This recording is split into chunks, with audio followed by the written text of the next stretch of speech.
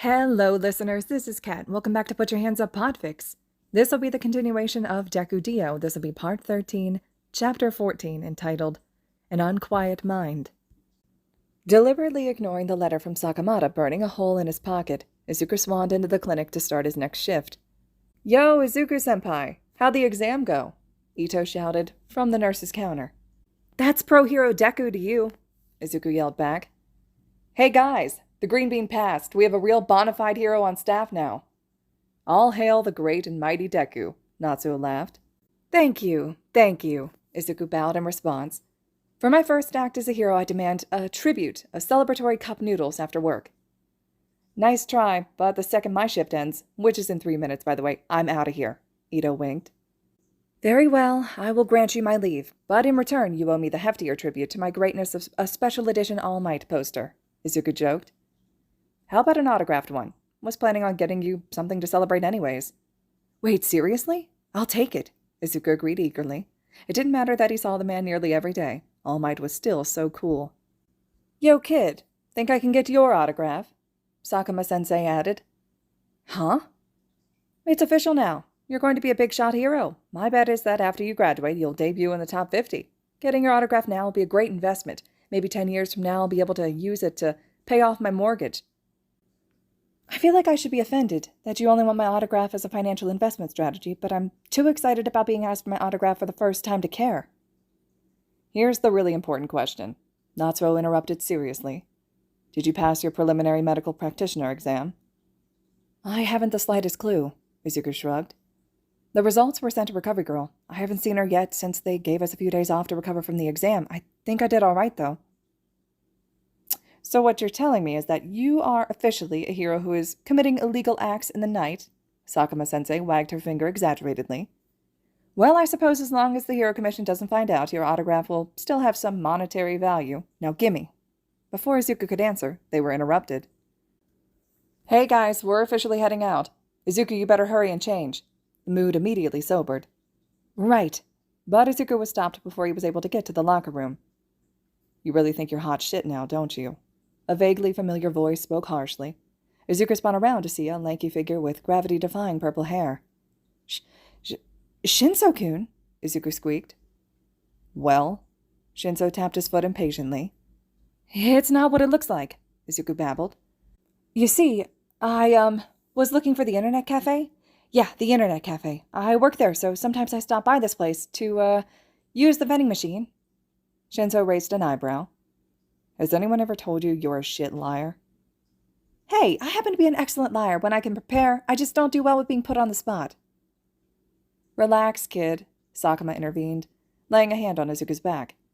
"Shinso's cool. I should have remembered that you two know each other from the sports festival. Shinso-kun used to work over at our sister clinic in Hosu, but now that UA is instituting dorms, he's transferring here.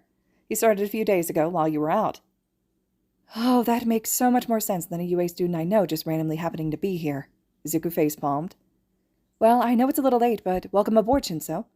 I'm the trauma surgeon on the night shift." Shinso glared. "Surgeon? You really do get everything handed to you." Izuku frowned in confusion, but before he could ask what Shinso meant, Sakuma interrupted. "Easy there, Shinso-kun. Sorry, Izuku. He can be a little prickly, but he means well. He's my new psychiatric resident." "That's great," Izuku enthused. "Your quirk will be amazing for that, and we desperately need more psychiatric support. Not that Sakuma-sensei isn't amazing, she's the best, but it's not fair to make her do so much work by herself. I mean, she basically runs a full-service clinic and an emergency psychiatry." "Just go get changed. You're going to be late." Shinso rolled his eyes and cut Izuku off. "Right. Thanks, Shinso-kun. I tend to babble when I get excited. Anyways, welcome aboard. I look forward to working with you." Izuku gave the sullen teen a cheery wave and disappeared into the locker room to change into his scrubs. "Yo, Izuku, your appointment is here. Exam room 3, Yoshida shouted from the nurse's station. "Thanks." Izuku handed over the chart he was holding and made his way to the patient. Izuku rapped his knuckles against the exam room door. "Kei-chan, it's Midoriya-sensei." "Come in." Izuku opened the door to reveal a young woman perched on the exam table, typing furiously into a laptop. Large bat wings protruded from her back, and down her arms with a matching set of ears atop her head. Her eyes were beady and black, and the points of her fangs peeked out over the bottom of her lip. "Good evening, Kei-chan. How are you feeling?" Like I'm on top of the world. The patient gave an unnaturally wide smile, the cold light of the exam room reflecting off of her pearly fangs. She barely paused her typing to answer. Well, anyone would be happy at the news that they're getting off the transplant list, Izuku agreed. Everything is wonderful now. Would you mind stopping typing and putting that away for now? I'm sorry, I can't. It is very important that I finish this article. I'm inspired, Kay spoke rapidly. I'm glad to hear that, but I need to do your pre-op workup. Oh, that reminds me. Here, I brought this for you. Kay handed Izuku a gaudy-looking gold chain. What is this? You know I can't accept gifts from patients. It's real gold. They were running a sale and I just knew I needed to have them. Them? I bought 2 cases. Of gold chains? Kei-chan, can you afford that on your salary from the magazine? It's fine, I have credit cards. I also bought a brand new blender and a Gucci purse, but you can't have those. Right. Do you often go on large spending sprees? When the mood hits, it's fine. Now, you were saying something about surgery? Kei-chan, are you aware of how rapidly you're speaking? What are you talking about? I'm talking normally. Right. Well, I'm going to bring in a coworker to help me with this pre-op evaluation. I'll be right back. Sure thing. The click-clacking of the keyboard muted as Izuku shut the door behind him. Izuku pressed his back against the door and slid down, head in his hands. Shit. Kei-chan had been his patient for well over a year, and the bubbly Batgirl had grown on Izuku. She was dying. Renal failure. Finding her a kidney was nothing short of a miracle. She needed this kidney, but if Izuku was right about what he had just witnessed, she may never get one. Yo, Zuku-sensei. You okay there? Izuku lifted his head from his hands and blinked up at Yoshida. Yeah, sorry. Here, let me help you up. Yoshida grabbed Izuku's forearm and pulled him up off the ground. Thanks. By the way, that teacher of yours has started bringing us patients every now and then. I don't know whether I should be pleased that he's getting people help here or annoyed that dodging him just became 10 times harder. Don't worry. We won't show him the video we took of him crying about how cute you are until he figures out that you've been illegally working here. It'll all be like, Zuko-kun used blackmail. It was super effective. Gee, thanks. How many times do I need to repeat that blackmail isn't a good look for a hero student? Once more, as always. Hey, I need to talk to Sakuma-sensei. You know where she is? She's in the waiting room. The waiting room? Our favorite Munchausen patient is back. Hiroshi-san, what is it this time? Crohn's disease? Yoshida curled her fingers into air quotes. Since Sakuma's talking to him, I assume he's already been looked at. Yup. He had some mild indigestion and heartburn from eating Indian food for dinner. Yeah, that tracks. Anyways, thanks. No problem. See you in a bit for the transplant surgery. Izuku winced. I don't need a shrink. I'm telling you, rerun your tests. I'm certain it's Crohn's. Like it was Marburg's last time, and botulism before that? Sakuma sighed. I'm sick. Yes, you are. You believe me. I believe you're sick, but it's not Crohn's. I'm not a head case. Mental health disorders are illnesses of the brain, just like heart disease is an illness of the heart. You think I have heart disease? No, I think you have Munchausen syndrome. That sounds really bad. Will I live? With the proper treatment, you should be fine. Shall we schedule you for treatment session next week? Is it all right to leave it that long? You should be fine until then. Why don't you talk to Matsumura-san here at the desk? He'll get you all scheduled up. You betcha, dearie. Now, what time is best for you, morning or evening? Sakuma carefully extracted herself as Matsumura took over the interaction. Nice job handling that, Izuku whispered as she approached. Well, I have been doing this for almost a decade. What's up? I need a psych eval on my transplant patient. Shit, really? Yeah, Izuku sighed heavily. Really. All right, take Shinso. He's at the nurse's desk. Not you. I have the Trigger Addiction Support Group in 10 and need to set up. Right, okay. And Izuku, good luck. Thanks, you too. Izuku gave her a wan smile and headed back to the ER. Shinso-kun! Izuku waved at the purple-haired boy. What?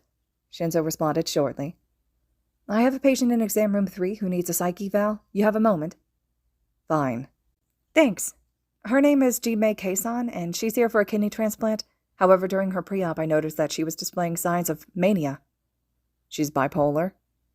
Not that I was aware of, but if she is, and depending on the severity, we may not be able to give her the kidney. Yeah, lithium will burn out a new kidney in no time flat, and most alternative treatment options are just as bad. There are some meds we could try, which are filtered through the liver instead, but not to mention that the transplant committee tends to recommend against giving organs to patients with mental illness, which is total bullshit. It totally is, Izuku agreed. But I can kind of see where they're coming from. Don't get me wrong, they shouldn't be discriminating against potential organ recipients for chronic mental health conditions which can be treated, like schizophrenia or bipolar disorder, but given how few organs we can get, I can see why they would prioritize patients who are stable. And don't even get me started on addiction. Where do we even get organs anyways? It's not like we can use the National Registry. A couple of places. Some of our patients donate. For kidneys, we can do a paired kidney exchange, where an incompatible donor-recipient pair exchange kidneys with a second pair. When we can, we harvest organs from cadavers, which is where this kidney came from, and we also have some contacts working in morgues across the city who illegally sell us organs.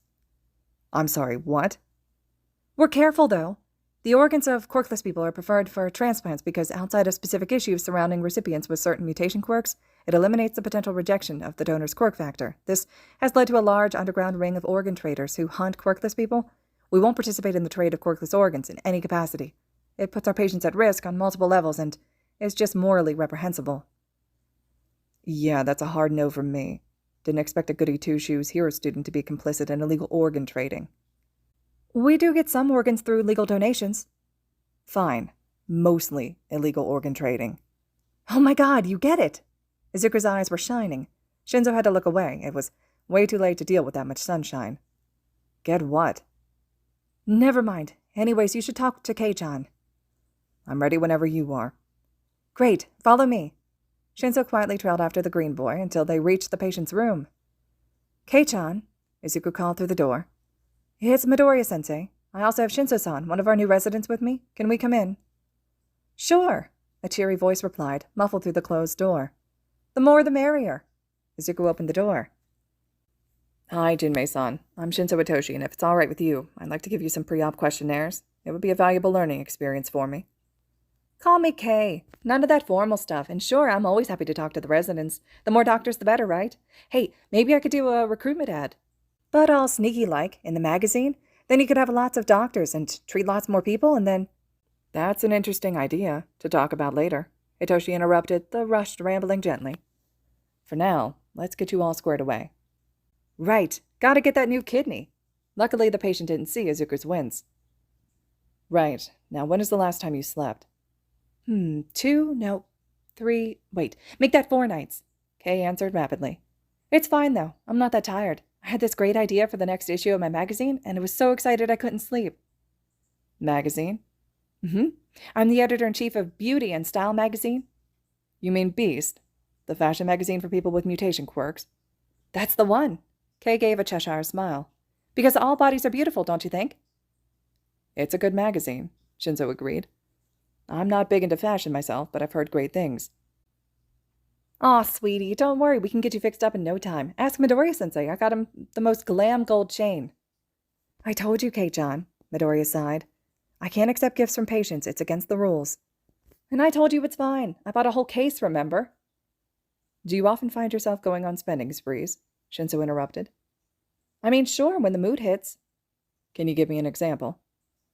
A few months ago, I saw this great convertible car in the mall. You know how they drive the cars into the middle of the mall and then rope them off? Well, anyways, it was pink. I just needed to have it, and it was mine an hour later.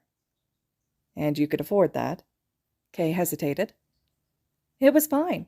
That's what credit cards are for, right? I managed to scrounge out the money after the fact. Okay, and how would you describe your mood when you go on your spending sprees? Great. And after? Depends. Kay shrugged, unwilling to give a deeper answer. In the past, have you ever had a period where you felt not just good, but better than good? Oh, yeah, sure. I mean, I'm feeling pretty amazing right now. New kidney and everything. And before now? It's been known to happen. I'm a bright and bubbly kind of personality. And does this increased mood and energy go on, not for hours or an evening, but for days and days at a time? Kay's eyes narrowed. Wait, what kind of screening did you say this was? It's a standard psych eval we give to all our pre-op patients. I'm not crazy. I never said you were. It's under control, okay? You already knew. Izuku's eyes were wide. About my bipolar disorder? No duh. But it's not the kind of thing I like to talk about. Like I said, it's under control.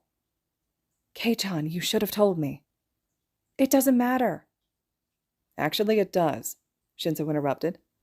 Are you on medication? Not since the kidney failure started. And before that? Lithium, 600 milligrams. Once a day? Twice. It caused your kidneys to fail, Izuku realized with growing horror. Once I realized I got off them. You didn't get the meds here, Shinzo noted. I was diagnosed at a regular clinic. They were shit to people with mutation quirks, so I decided not to go back. You could have gotten psychiatric care here, Izuku protested. We would have helped you. The meds were killing me. My life wasn't so bad or anything off them. I like my manic states. They make me feel smart and vivacious and alive. And your depressive episodes? I mean, yeah, sure, they can be pretty sucky. But I'd rather be depressed than take the meds. They make me boring, dull, suck the life out of me. Given the kidney failure, somewhat literally, why would I go back on them? You were probably on the wrong dosage, and there are also other meds we can try. No thanks. Like I said, I like the way I am. Kei-chan, bipolar disorder is a really tricky condition. While you might feel okay right now, you never know when you'll have a mood swing or other severe symptoms, hallucinations, suicidal ideology, etc. I'm fine. Denial, Izuku frowned. Not unexpected, but never ideal. How bad is your credit card debt? Shinzo interrupted. I don't want to talk about that. Well, I do. How bad is it? Not the greatest, Kei admitted. And how's it going at work? Kei heaved a sigh. I mean, I'm the boss, so it's all fine. Is it really? I may have missed a few deadlines recently, but it's no big deal. Happens to writers all the time. Kei-chan, but wouldn't your life be so much better if you could get this all under control? No, it wouldn't, because, getting it under control is what caused my fucking kidneys to fail. Don't want to forget that, Kei spat. God forbid, Shinzo muttered. Jinmei-san, can I give it to you straight? Wow, a shrink actually being direct? Sure, knock my socks off. Jinmei-san, if we don't get this under control, you will absolutely be ineligible for your kidney transplant. I'm sorry, what? Who the fuck gives you the power to take that away from me? Anger. The Organ Transplant Board. Untreated and serious mental illness is grounds for disqualification. So you're telling me, she was pissed now, that the only way for me to get a kidney is to participate in the very behavior that shot my first one? There are other meds we can try. Fuck that, Kei snorted. You can take your shitty meds and shove them up your fucking... Kei-chan, Izuku interrupted. I know this sucks, I really do, but that's the situation. It's out of our hands.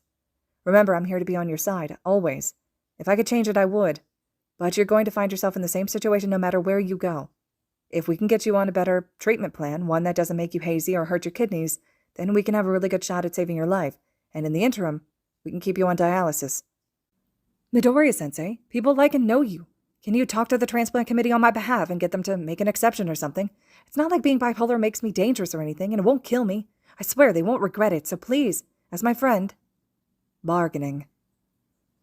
Kei-chan, I'm not saying I won't talk to the committee. In fact, I have to, now even if you hadn't asked. But I think it's highly unlikely that they'll grant you some kind of exception. It's incredibly difficult even for people who have serious mental illnesses under control to get approval. The reality is, unless you're on medication, your bipolar disorder predisposes you to engage in risky behaviors which would adversely affect the success of your transplant. Furthermore, if you get hit with a really bad depressive disorder, being bipolar could really kill you. I know you don't see it right now, and I'm sorry that I didn't see this sooner and wasn't able to help you earlier, but I can promise that I'm doing everything in my power to help you right now. This sucks.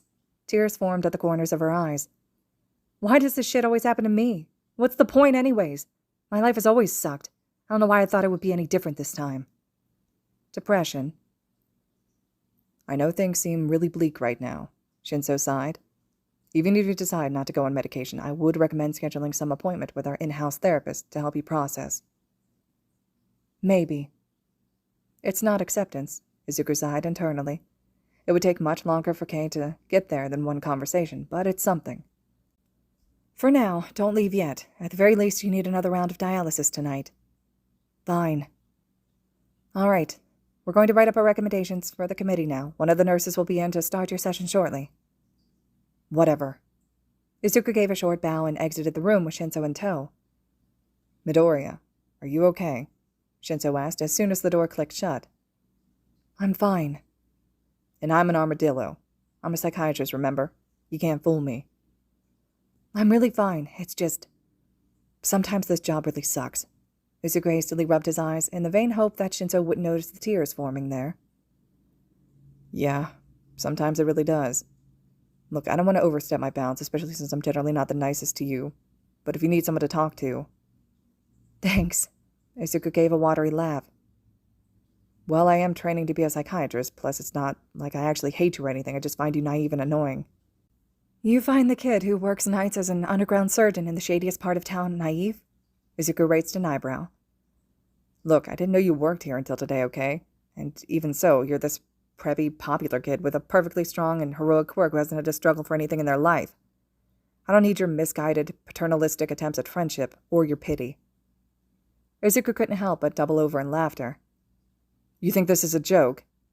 It's not that. Oh, wow. Izuku wiped a tear from the corner of his eye.